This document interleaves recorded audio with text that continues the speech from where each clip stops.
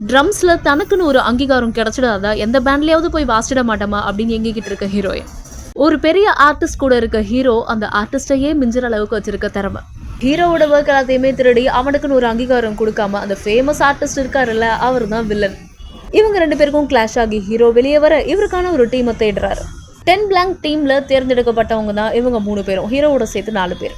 இவங்களோட எல்லா ஒர்க்குமே நின்று பேசுது, ரொம்ப ரொம்ப ஃபேமஸ் ஆகிட்டு இருக்காங்க. இவங்க பேண்ட்ல இருக்கவங்களுக்கு ஹீரோவுக்கு பிரெயின் டியூமர் இருக்கு அப்படின்ற விஷயம் தெரிய வருது.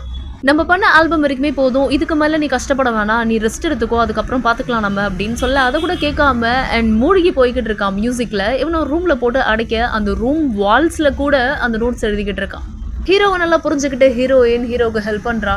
ஹீரோ உங்க பேண்ட்ல இருக்க 3 பேருக்குமே ஒரு சாங் ரெடி பண்றாரு.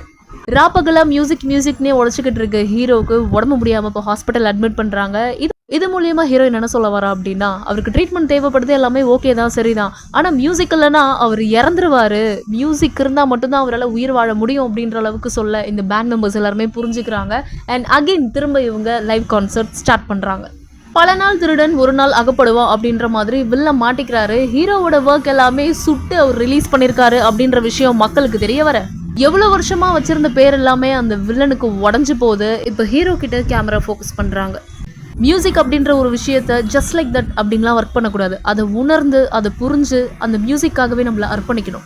இது பர்டிகுலரா வில்லனுக்கு தான் அந்த மெசேஜை கன்வே பண்றாரு. இதை கேட்குற வில்லனுக்கு ஸ்லிப்பர் ஷாட் வாங்கின மாதிரி இருக்கு. இவங்க கான்சர்ட் பண்றதை காமிச்சு அப்படி இந்த டிராமாவை முடிக்கிறாங்க.